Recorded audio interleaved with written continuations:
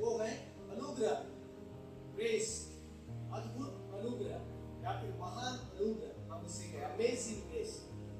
हम उसके लिए प्रभु का धन्यवाद करते हैं। आपने भी कैलेंडर में भी देखा होगा, इस बार के कैलेंडर में एफिसियंस 2 और उसका 8वां पद लिखा है, जो आज के सुबह का बाइबल वचन भी है। एफिसियों 2 उसका 8वां पद, अनुग्रह ही से तुम्हारा उद्धार हुआ है। अरे तुम्हारी ओर से नहीं परंतु परमेश्वर का दान। किसका दान है ये? परमेश्वर का दान।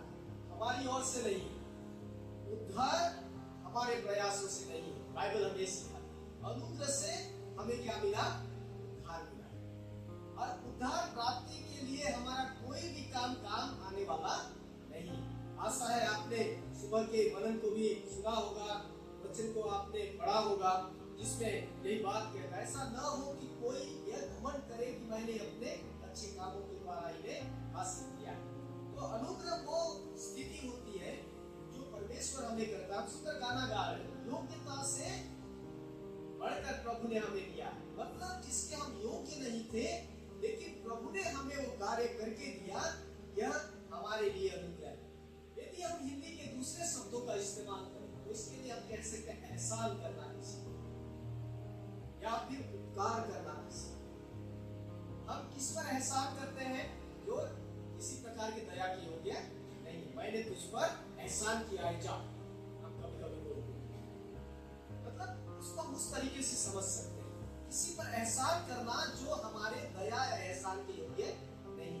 किस पर उपकार करना, ये फेवर, ऐसा दया, ऐसा कृपा करना जो जिसके लायक नहीं है, उसे हम अनुग्रह के रूप में लिखते हैं। इसलिए प्रभु के वचन में लिखा है कि अनुग्रह से हमारा उद्धार हुआ। अरे हमारी ओर से नहीं है परंतु परमेश्वर का दान। हम प्रभु का धन्यवाद करते हैं। हम सब प्रभु के अनुग्रह में, प्रभु ने हम सबको अपने अनुग्रह में रखा।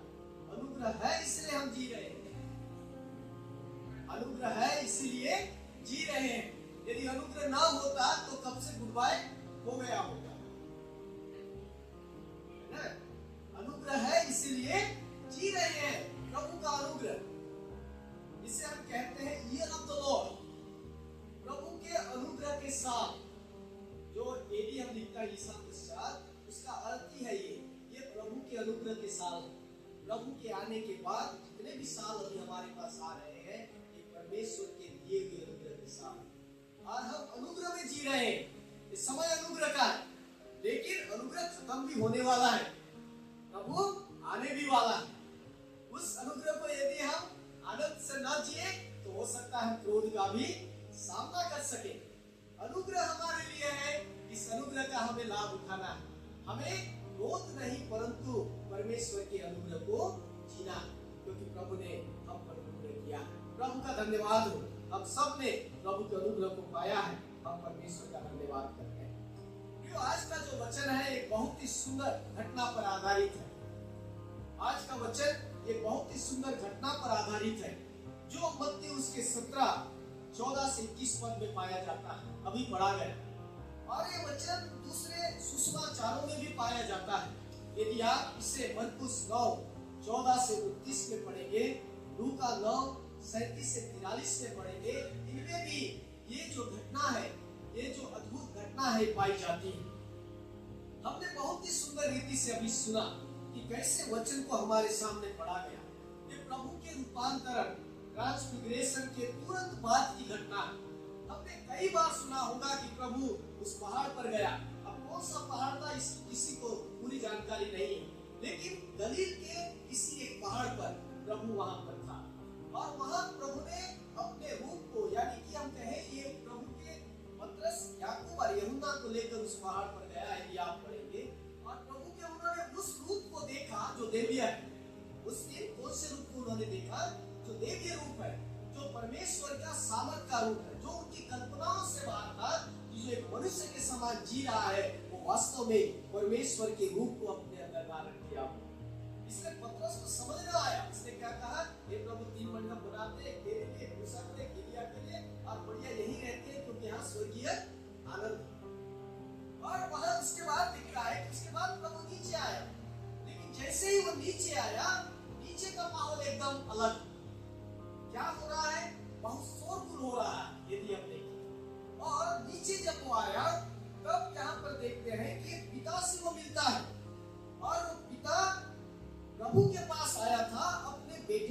बीमारी के लिए। एक पिता अपना बेटा को लेकर किसके पास आया था? प्रभु के पास आया था, क्योंकि उसको मिर्गी की बीमारी थी। और यहाँ पर लिखता है उसकी मिर्गी की बीमारी का प्रमुख कारण अशुद्ध आत्मा का उसके अंदर पाया जाना था। उसे मिर्गी की बीमारी इसलिए थी क्योंकि अशुद्ध आत्मा ने उसे अपने अधिकार में रखा था, और उसी के कारण उसे इस प्रकार के झटके आ रहे थे या मिर्गी की आ रही थी। और इसमें लिखता है उस बच्चे के बारे में उसकी दशा बहुत ही दयनीय थी। वो जो अशुद्ध आत्मा उसके अंदर था वो उसे काफी परेशान करके रखा था। उसके बारे में उसका पिता प्रभु को बताता है, देखिए 15 पद में, हे प्रभु मेरे पुत्र पर दया कर, क्योंकि उसको मिर्गी आती है और वो बहुत दुख उठाता है।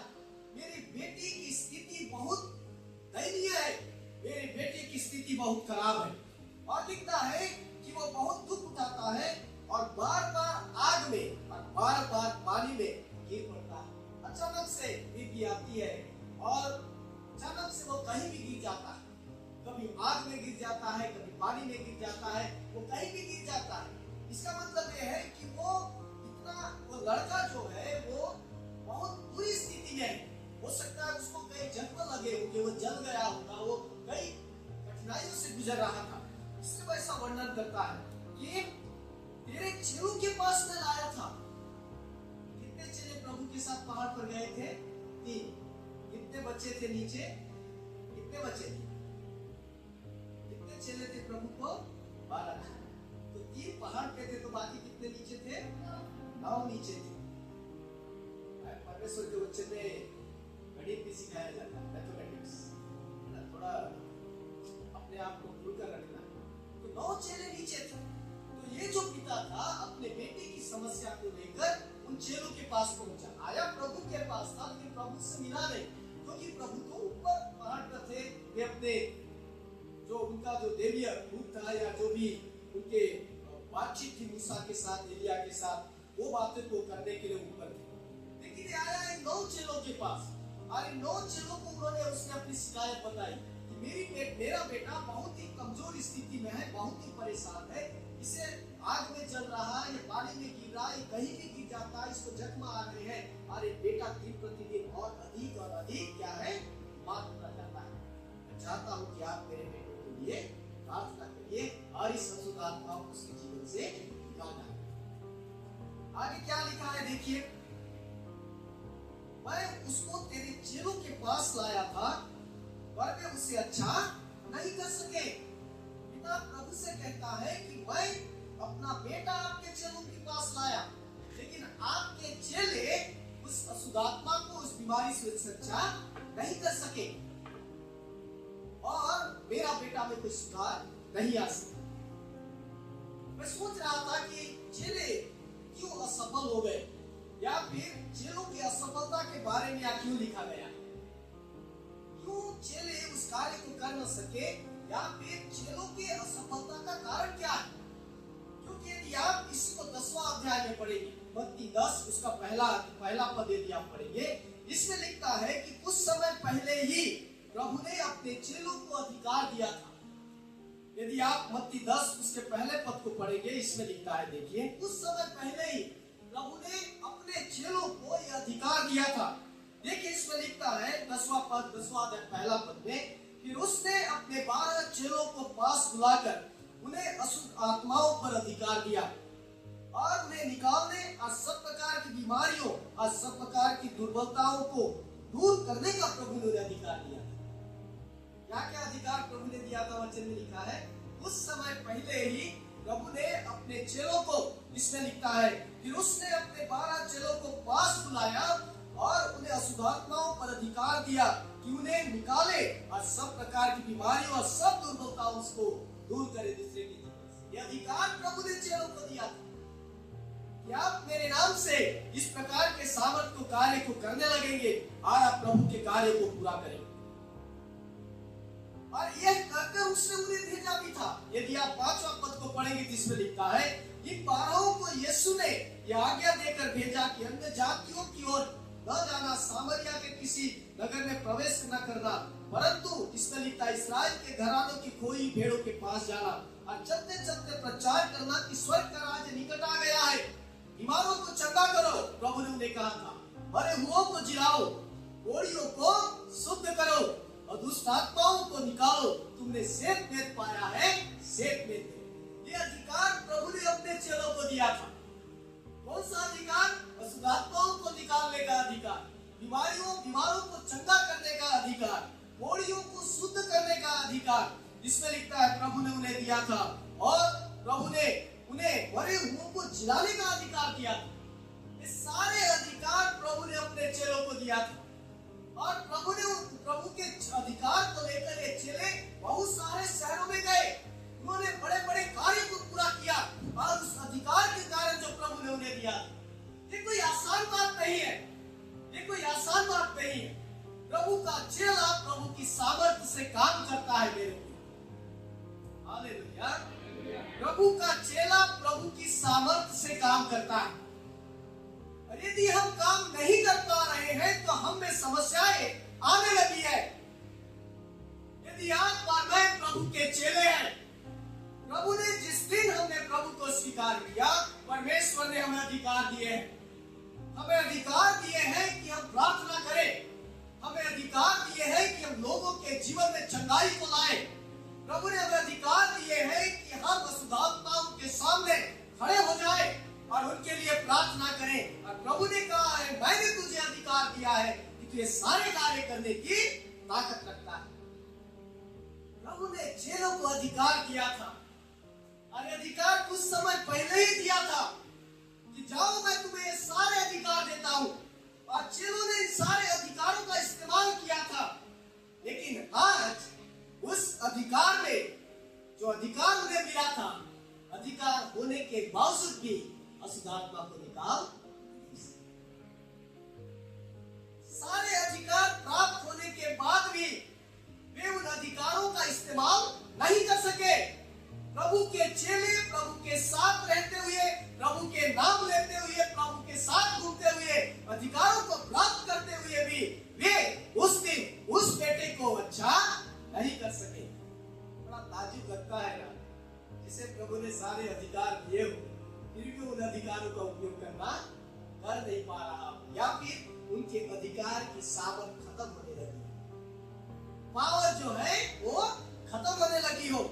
और इसमें लिखता है कि प्रभु के चेले उस बच्चे को अच्छा नहीं कर सके, क्योंकि वो इन लोगों ने जो प्रभु के साथ वो रह रहे थे, प्रभु के साथ रहने के बाद भी हो सकता है वे प्रभु में बढ़ नहीं पा रहे थे, या फिर जैसा उन्हें प्रभु के साथ जीना चाहिए था ऐसा जी। ऐसा अक्सर हमारे साथ होता है। हम जिस दिन प्रभु में आते हैं, हम नए जीवन को प्राप्त करते हैं। नए जीवन को पाने के बाद हम बहुत सारा समय प्रार्थना में बिताने लगते हैं। हमारी प्रार्थनाओं से बहुत सारे लोग अच्छे होने लगते हैं। हम बहुत उत्साही रहते हैं। हम बहुत कुछ प्रभु के लिए करना चाहते हैं क्योंकि हम प्रभु के चेले हैं। लेकिन समय के साथ साथ हमारी सारे अंदर की जो ताकतें हैं, हमारे अंदर की जो इच्छाएं हैं, धीरे धीरे कमजोर होने लगती है, क्योंकि हम प्रभु के साथ बराबर संबंधों में नहीं रहते। यदि हमारी प्रार्थनाओं से आज लोगों के जीवन में परमेश्वर के कार्य नहीं हो रहे हैं, इसका मतलब यह है कि हम प्रभु के घर में रहने के बावजूद भी हमारे प्रभु के साथ संबंध मजबूती नहीं। हम नाम के लिए आ रहे हैं, हम नाम के लिए गा रहे हैं, हम नाम के लिए हाथों को उठा रहे हैं, हम नाम के लिए सब कुछ कर रहे हैं, लेकिन हमें परमेश्वर के सामर्थ की बहुत ज्यादा कमी पाई जाती है। हम कमजोर हो चुके हैं क्योंकि हमारा प्रार्थना का जीवन खत्म हो चुका है, हमारे प्रभु में बढ़ने का जीवन खत्म हो चुका है, प्रभु के लिए जीने मरने की बातें खत्म हो चुकी है। हम बहुत ज्यादा सुस्त हो चुके हैं। हमें चर्च जाना है, बैठना है, हालेलुया बोलना है, गाना गाना है, हम यहीं तक सीमित हो गए। लेकिन प्रभु ने उनसे कहा, जब चेलों ने उनसे पूछा, हे प्रभु हम दुष्ट आत्मा को क्यों न निकाल सके, प्रभु ने क्या कहा? प्रभु ने क्या कहा? तुम्हारे विश्वास की घटी के कारण तुम्हारा विश्वास कमजोर हो चुका है, तुम्हारा मेरे साथ संबंध कमजोर हो चुका है, क्योंकि ऐसी जातियां बिना प्रार्थना और उपवास के निकलने वाली नहीं है। मतलब ये है कि प्रभु के साथ रहने के बाद भी उनका जो व्यक्तिगत जीवन प्रभु के साथ था वो कमजोर हो चुका था। हम प्रभु के घर में, हम प्रभु के लिए गाना गाते हैं, हम प्रभु के लिए सब कुछ करना चाहते हैं, लेकिन हमारा व्यक्तिगत संबंध प्रभु के साथ कमजोर हो चुका है, इसलिए हमारी प्रार्थनाओं की ताकत खत्म हो चुकी है। प्रभु ने चेलों से कहा, तुम मेरे साथ हो। ये भी कुछ समय तक तुमने सामर्थ्य दी, लेकिन उस सामर्थ्य को तुमने बनाकर नहीं रखा। कुछ समय पहले हमारी प्रार्थनाओं से लोग अच्छे हो रहे थे, लेकिन आज क्यों हमारी प्रार्थनाएं प्रभावशाली नहीं है, इसे हमें सोचने की जरूरत है। क्यों आज जो हम बोलते हैं वो बातें होती नहीं है, इसे हमें सोचने की जरूरत है। क्यों आज मैं जहां खड़ा होता हूं वहां के कार्य अच्छे नहीं होते हैं, यह हमें सोचने की जरूरत है। प्रभु ने कहा, जिस घर में तू प्रवेश करेगा उस घर में शांति आएगी। यदि हमारे किसी के घर में प्रवेश करने से उस घर के लिए शांति नहीं आती, इसका कारण है कि हम प्रभु में कमजोर हो चुके हैं। प्रियो, हमारे लिए अति जरूरी है इन बातों को समझना। प्रभु के साथ रहते हुए भी चेले सामर्थ्य में कमजोर हो चुके थे, क्योंकि वे भी बस ऐसा सोचने लगे थे, अब हो गया, बहुत हो गया, बहुत प्रेयर कर लिए, बहुत गा लिए, बहुत घूम लिए, चलो अब अपना आराम से थोड़ा रहते हैं। और धीरे धीरे प्रभु के साथ रहने के बाद भी प्रभु के सामर्थ्य का इस्तेमाल नहीं कर सकते। यदि हम आज कमजोर हैं, हमारी प्रार्थनाएं प्रभावशाली नहीं है, हमारे वचनों में ताकत नहीं है, हमारे बोलने और खड़े होने में प्रभाव नहीं पड़ रहा है, तो हमारे जीवन का प्रभाव हमारे समाज में कम हो रहा है। और आपका प्रभु आपके साथ रहकर भी आपके और मेरे द्वारा सामर्थ्य कार्य कर नहीं पा रहे। हमें दोबारा मजबूत होने की जरूरत है। अपने उपवास और प्रार्थना के जीवन को दोबारा मजबूत करने की जरूरत है। हमें वचनों को दोबारा पढ़कर प्रभु के वचनों में बढ़ने की जरूरत है।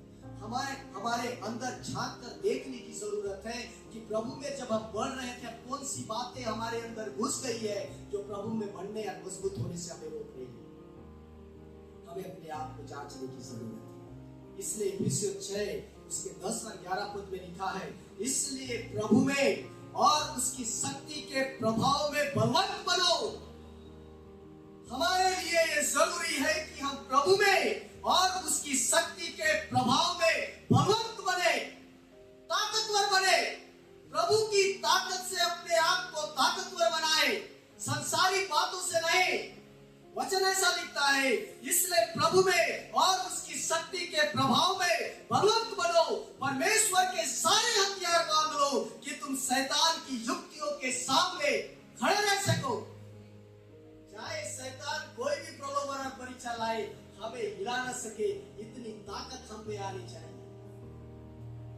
प्रभु की बुलाहट है मेरे लिए, तब हम किसी के चंगाई का कारण बन सकते हैं। यदि हम कमजोर हैं, हम किसी कमजोर को मजबूत नहीं कर सकते। यदि हम मजबूत हैं, हम बहुत सारे कमजोरों को मजबूत कर सकते हैं। हालेलुया। दूसरी महत्वपूर्ण बात जो हम इस घटना से सीख सकते हैं वो ये, देखिए प्रभु ने चेलों के पास आया, उसके पिता ने सारी बातें प्रभु को बताई, लेकिन जब उसका पिता पहली बार चेलों से मिला और चेले जब उसके लिए काम नहीं कर सके, उसका पिता प्रभु का इंतजार करता रहा। हालेलुया। वो गया नहीं, ये चेलों ने कुछ नहीं किया मेरे लिए। कई बार हम बोलते हैं उस कलीसिया में नहीं जाना है, वहां तो सब ऐसा बोलते हैं। हम कलीसिया में किसके लिए आते हैं? लोगों को देखने के लिए, एक दूसरे को देखने के लिए, या प्रभु को देखने के लिए? वो पिता क्यों आया था वहां पर? प्रभु से मिलने के लिए। चेलों ने उसे निराश किया, चेलों ने उसे निराश किया। हो सकता है हम में से कई चेले दूसरे की निराशा का कारण बन सकते हैं। हो सकता है यदि हम अच्छा व्यवहार न करें, यदि हम परमेश्वर के गुणों को प्रकट न करें, यदि हम लोगों के सामने परमेश्वर की बातों को अच्छे से रखे नहीं और बुरा बर्ताव करें, व्यक्ति हमसे निराश हो सकते हैं। हमें इसलिए इन बातों को जानना अति जरूरी है। वो पिता चेलों से मिला, चेलों ने उसे दुखी किया, नाराज किया, लेकिन वो घर नहीं गया। उसने ये सोचकर उस जगह में रहा, मुझे तो प्रभु से मिलना ही है, प्रभु को आने दो, मैं रुका रहूंगा, जब तक प्रभु से न मिलूंगा मैं हरगिज नहीं जाऊंगा। वो रुका रहा, अपने बेटे के जीवन की भलाई के लिए वो प्रभु का इंतजार करता रहा। हो सकता है पूरी रात उसने प्रभु का इंतजार किया हो। जब प्रभु सुबह नीचे आया, वो प्रभु से मिलने के लिए दौड़ पड़ा। ऐसा प्रभु के वचन में देखिए, ऐसा ही लिखता है। जब वो भीड़ के पास पहुंचे तो एक मनुष्य उसके पास आया, घुटने टेक कर कहने लगा। वो हो सकता है सबसे पहले गया होगा प्रभु के पास। घुटने टेक कर उसने अपने दुख को बताया प्रभु कि प्रभु मैं तो केवल आपसे मिलने आया, क्योंकि मुझे केवल आपसे मिली। मेरे जीवन की आखिरी उम्मीद आप, मेरे बेटे के जीवन को बदलने की आखिरी उम्मीद आप। वो गया नहीं हो। कई बार हम लोगों को देखकर बहक जाते हैं और लोग ऐसा है करके हम छोड़कर चले जाते हैं। लोगों ने मुझसे ऐसा कहा करके हम चले जाते हैं। क्या प्रभु ने आपको और मुझको कभी कहा कि मेरे घर में मत आना? क्या आपको और मुझको प्रभु ने कभी कहा कि तू मेरे घर में बैठने के लायक नहीं है? क्या आपको और मुझको मेरे प्रभु ने कभी ऐसा कहा कि तू ऐसा एकदम गरीब है, बीमार है, तेरी कोई जरूरत नहीं है? क्या प्रभु ने कभी किसी भी रीति से हमारे साथ बुरा बर्ताव किया कि हम प्रभु के पास आने से कई बार बाहर निकल जाते? उस पिता ने हिम्मत न खोया, उस पिता ने भरोसा न खोया।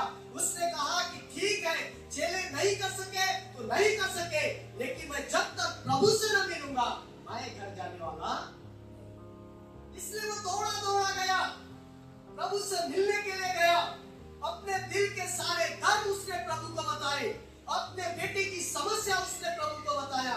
उसने कहा, हे प्रभु, यदि आप दया न करें, यदि आप अनुग्रह न करें, मेरे बेटे का बचना मुमकिन नहीं है। क्या प्रभु हमारे ऊपर हमारी विनतियों को सुना करता है? ऐसा नहीं है मेरे। यदि हम परमेश्वर की ओर मुड़ जाए, यदि हम परमेश्वर को अपनी आखिरी भरोसा बना लें, जीवन की हर एक चुनौतियां उस प्रभु के सामने घुटने टेकती। हालेलुया। और इसमें लिखता है वो प्रभु के पास चला गया और उसने प्रभु का इंतजार करता रहा। प्रभु के पास चला गया और उसने प्रभु को अपने जीवन की सारी बातें बताई। याद रखिए, हमारी जीवन की समस्याएं किसी व्यक्ति के द्वारा या किसी व्यक्ति के कारण सुलझते नहीं है।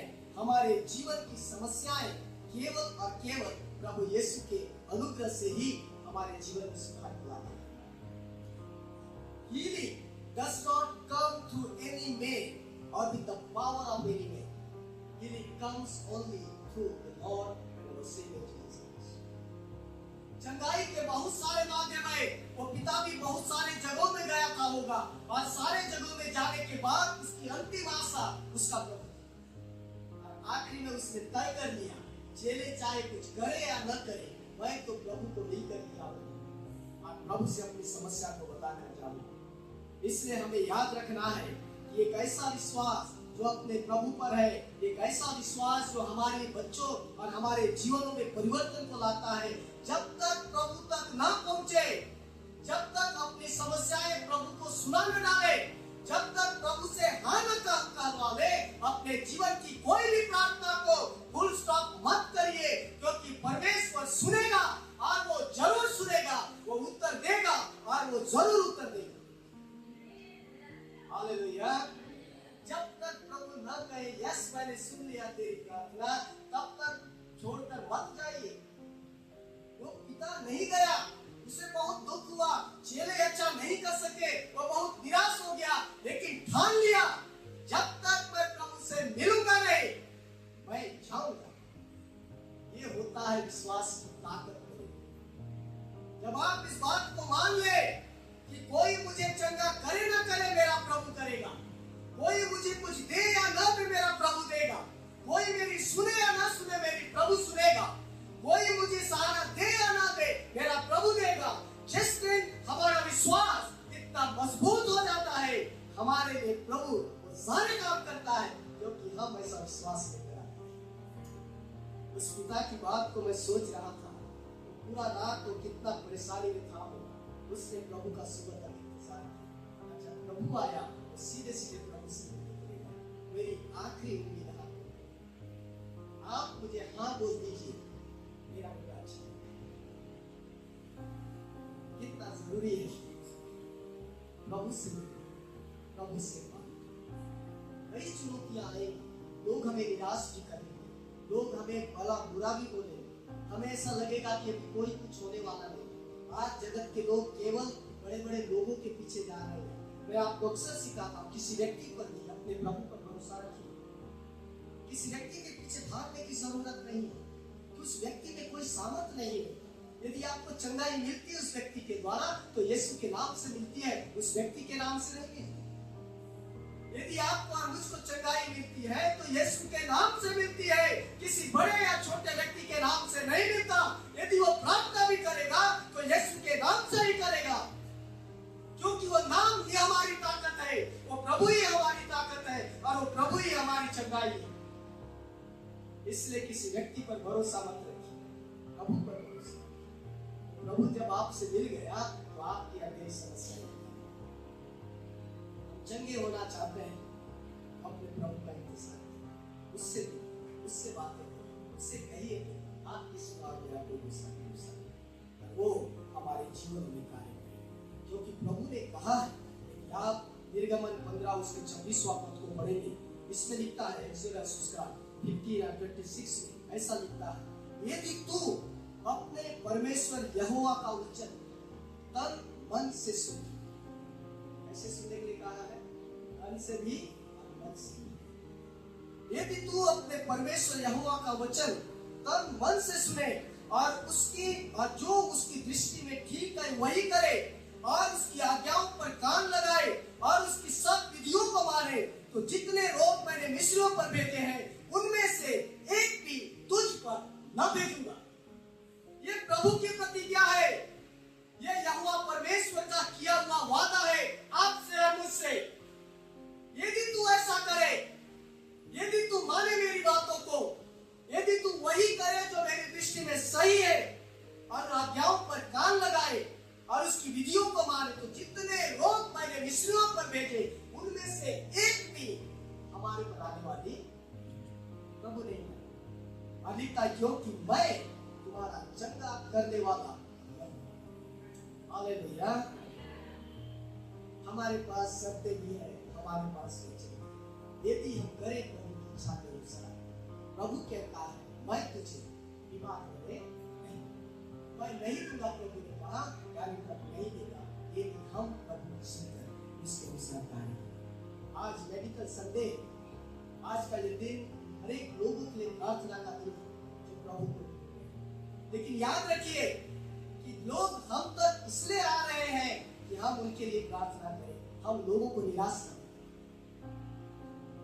हम ऐसे जीवन न जिए, ऐसे कमजोर मसीह न बने जो लोगों को निराश करें। हमें प्रभु ने अधिकार दिए, बड़े बड़े अधिकार प्रभु ने दिए, उन अधिकारों का इस्तेमाल करें, लोगों की जिंदगियों को बदलने के लिए कार्य करें।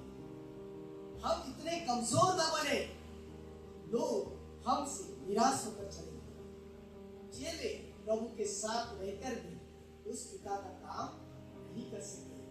कई बार हम भी प्रभु में होकर भी, प्रभु के घर में होकर भी लोगों को निराश करते हैं। कई सारे लोग हमसे प्रार्थना करने को कहते हैं, विश्वास से करिए, अपने विश्वास को मजबूत करिए। दूसरी बात, हमारा अंतिम लक्ष्य हमारा परमेश्वर। जब तक हमारी बातें परमेश्वर तक पहुंच नहीं जाती, रास्ता छोड़ने की जरूरत है।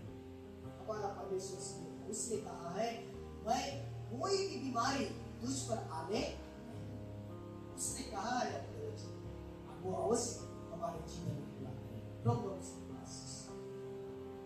हमारे जीवनों से प्रभु की ताकत, power of the Lord reach down before you. द्वारा परमेश्वर का ताकत हो हमारे ऐसे चले निराश करने वाले प्रार्थना धन्यवादित है प्रभु। आज के सारे वचनों के लिए हम आपका धन्यवाद करते हैं प्रभु। हम धन्यवाद करते हैं उस पिता के लिए जिसने सुबह तक आपका इंतजार किया। उसने एक ठान कर रखा कि मैं प्रभु से मिलकर ही जाऊंगा, मैं मिलकर ही जाऊंगा। और वो आपसे मिला प्रभु, और आपने उसके बेटे के लिए कार्य किया। परंतु चेलों ने आपको निराश किया, चेलों ने उस पिता को निराश किया जो कि ताकत अधिकार पाने के बाद भी वे परमेश्वर पिता उन अधिकारों का किसी भी प्रकार से मूल्य ना जाना, उन्होंने उन अधिकारों के ताकत को बनाए ना रखा। वे सुस्त हो गए, वे ढीले हो गए, और आपके लिए काम करना उनको और ज्यादा प्रभु किसी रीति से महत्वपूर्ण लगा। कई बार हम भी आपको निराश करते हैं। न जाने कितने लोग हमारे पास प्रार्थनाएं लेकर आते हैं, लेकिन हमारी प्रार्थनाएं आज इतनी कमजोर हो गई है, उनके जीवन में परिवर्तन नहीं आती है। आप में चलने के बाद, आप में बनने के बाद, आपके चेले कहलाने के बाद भी हमारे अंदर की ताकतें कमजोर हो गई। आपने चेलों से कहा तुम्हारा विश्वास कहाँ है? अल्प विश्वास। आपने कहा कि इस प्रकार की जातियां बिना प्रार्थना विश्वास के इतना जरूरी था कि चेलों को प्रभु के साथ प्रार्थना में विश्वास में अपने चेलों को मजबूत करते, उसकी आत्मा से भरे रहते। ऐसा हमें जीवन दे कि हमारा जीवन किसी को निराश करने वाला न हो। हमारी प्रार्थनाओं में इतनी ताकत हो प्रभु, जो आपके आत्मा की परिपूर्णता को प्रकट करे, ताकि जिंदगियां बदल जाए। हम जिनके बीच में हो उनके बीच में परमेश्वर का कार्य पूरा हो। धन्यवाद हमारी सुनने के लिए, धन्यवाद हमसे बातें करने के लिए। यीशु के सामर्थ्य नाम में